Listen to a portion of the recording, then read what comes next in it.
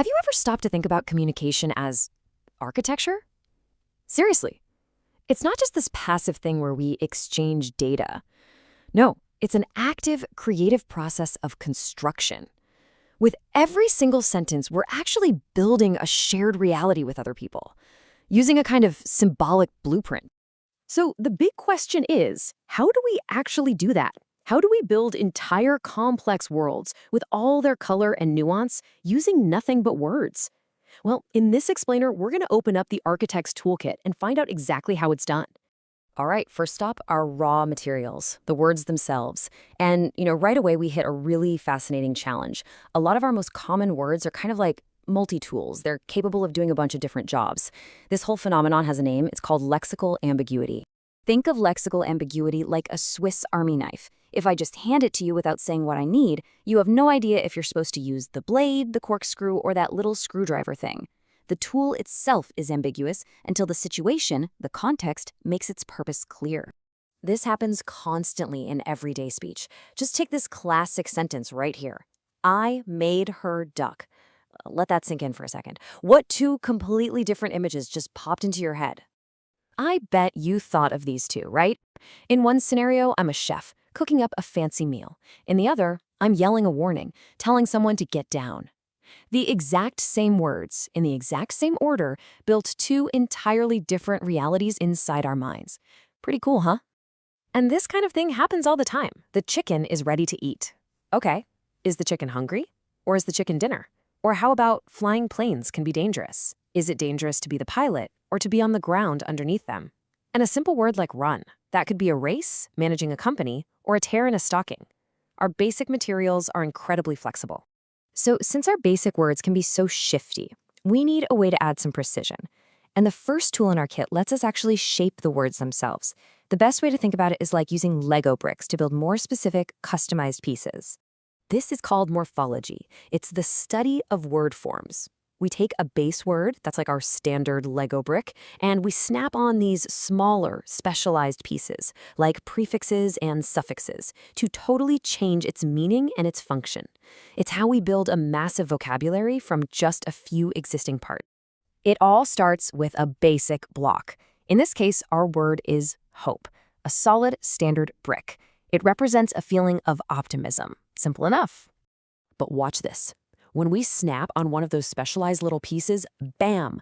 By adding the suffix less to our hope brick, we've completely reversed its meaning. We've instantly built a brand new concept, hopeless.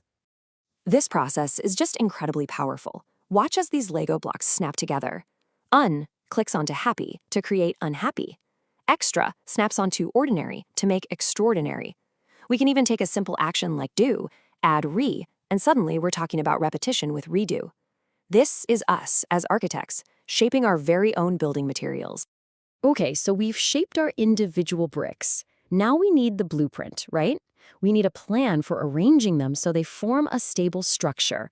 And this brings us to our next tool, which I like to think of as the musical score for our language. That blueprint is syntax.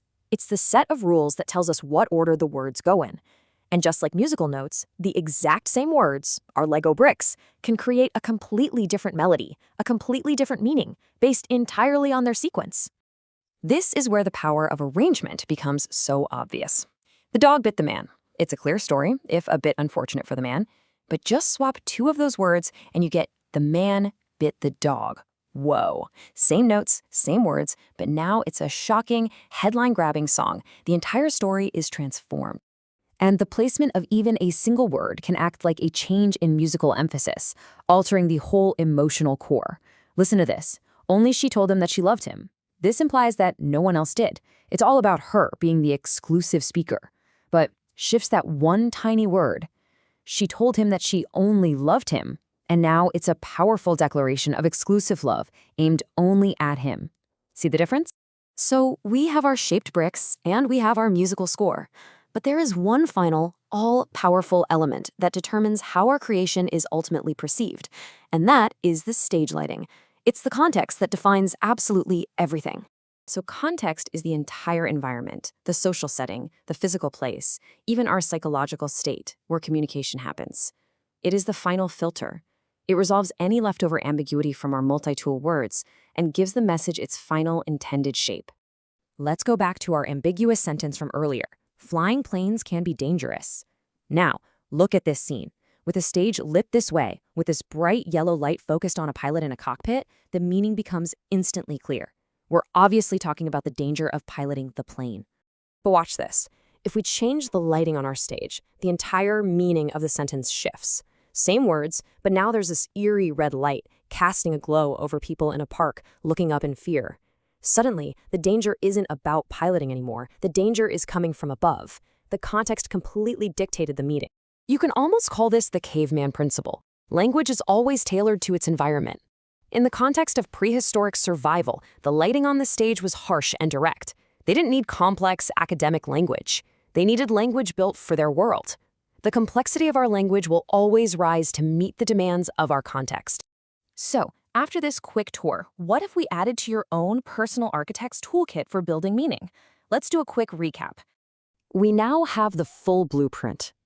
We've seen that words can be like multi-tools, creating ambiguity we have to navigate.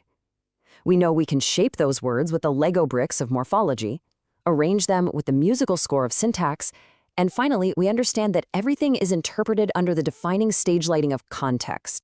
What this all means is that you are an architect of language, whether you realize it or not. Every single day, you are building shared realities with others.